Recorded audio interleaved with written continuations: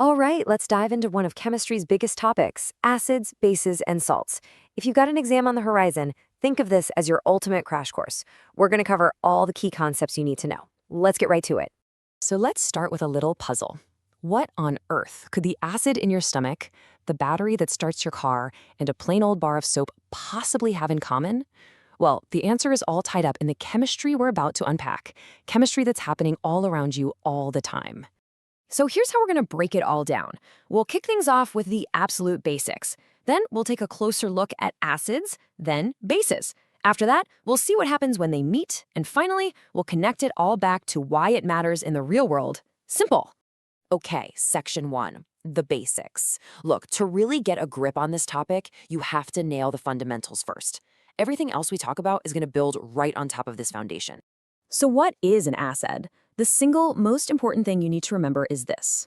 When you dissolve an acid in water, it releases hydrogen ions. Those are the H+ ions. That's its signature move. And a cool little clue is in the name itself. It comes from the Latin for sour, which you definitely know if you've ever tasted a lemon. And how do we measure all this? Well, that's where the pH scale comes in. Just think of it like a ruler for chemistry, going from 0 to 14. Anything below 7 is an acid, and the lower the number, the stronger it is.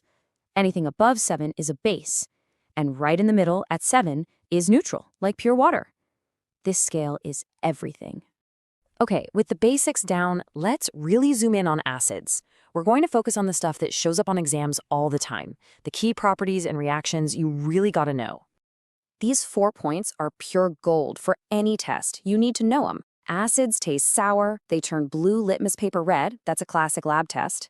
They can be corrosive, so you have to be careful. And because they release all those ions in water, their solutions can actually conduct electricity. You'll want to commit these 4 to memory, for sure. All right, listen up, because this next reaction is a total exam favorite. When you take an active metal, think something like zinc, and you drop it into an acid, you get a reaction. What comes out? You get a salt, and you get bubbles of hydrogen gas. And here's what that looks like in chemistry speak. We've got our solid zinc, Zn, plus hydrochloric acid, HCl, and that gives us zinc chloride, that's our salt, and most importantly, hydrogen gas, which you can see there with the little g for gas next to it. So you see all these bubbles, but how do you prove it's actually hydrogen? Well, this is the classic test, and it's pretty cool.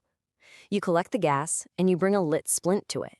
If it's hydrogen, you'll hear this really distinct, squeaky pop sound. That pop is the proof, and remembering that little detail can definitely score you some extra points. Okay, so we've got acids covered. Now let's flip the script and talk about their chemical opposites, bases. And just like before, we're going to stick to the must-know facts for your exam. It's pretty straightforward. If acids produce hydrogen, or H+ ions, then bases produce hydroxide, or OH- ions. Simple as that. Now here's a key piece of vocabulary that sometimes trips people up. An alkali is just a special type of base. It's a base that can dissolve in water. So all alkalis are bases, but not all bases are alkalis. These are the big players you're most likely to see on a test. Getting familiar with names like sodium hydroxide and its formula, NaOH, is just one of those things that can grab you some easy marks. It's worth taking a minute to look these over. This slide is perfect for a quick review. You might even want to screenshot it. It puts everything side by side. Acids are sour, bases are bitter. Acids can be corrosive, while bases feel kind of soapy or slippery. And for the litmus test, here's an easy trick to remember. Base turns litmus blue. Can't get easier than that. So we've looked at acids and we've looked at bases. But the really cool stuff starts to happen when you actually mix them together. That brings us to one of the most important reactions in this whole topic, neutralization. If there is one single equation you walk away with today, let it be this one. Acid plus base gives you salt plus water. It's like a perfect chemical trade. The H+ from the acid and the OH- from the base get together to make neutral water, H2O. And then whatever's left over comes together to form a salt. It's a beautiful cancellation. You know, when we hear salt, our brain immediately goes to the stuff on the dinner table. But in chemistry, salt is a whole category of compounds. As you can see here, things like potassium chloride or sodium nitrate are all salts. They're all formed when the positive part of a base hooks up with the negative part of an acid. All right, for our last section, let's bring this all out of the textbook and into the real world. Honestly, seeing how this chemistry is used every single day is one of the best ways to make it stick in your brain for that exam. Acids are absolute powerhouses in our world. You've got hydrochloric acid right in your own stomach, digesting your food. Sulfuric acid is so vital, they call it the king of chemicals. It's in car batteries, fertilizers, you name it. And nitric acid is key for making everything from dyes to explosives. And just to give you an idea of the scale we're talking about, check out this chart for sulfuric acid alone. Paints, detergents, plastics, fertilizers, the list just goes on and on.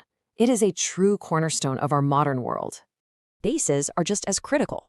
Sodium hydroxide is a key ingredient in soap and paper. Farmers use calcium hydroxide to treat acidic soil so they can grow better crops.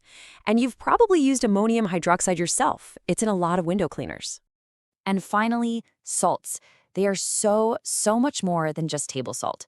We use them to preserve food, in medicines like saline drips, in fertilizers to help feed the world, and in countless other ways. They are absolutely everywhere and totally essential. So here's the big takeaway. This chemistry isn't just a bunch of concepts in a book for a test. It's happening inside of you and all around you, right now. So here's a challenge. Before the day is over, try and spot 3 more examples. I promise, actively looking for this stuff is the best way to make it stick. Good luck with your studies.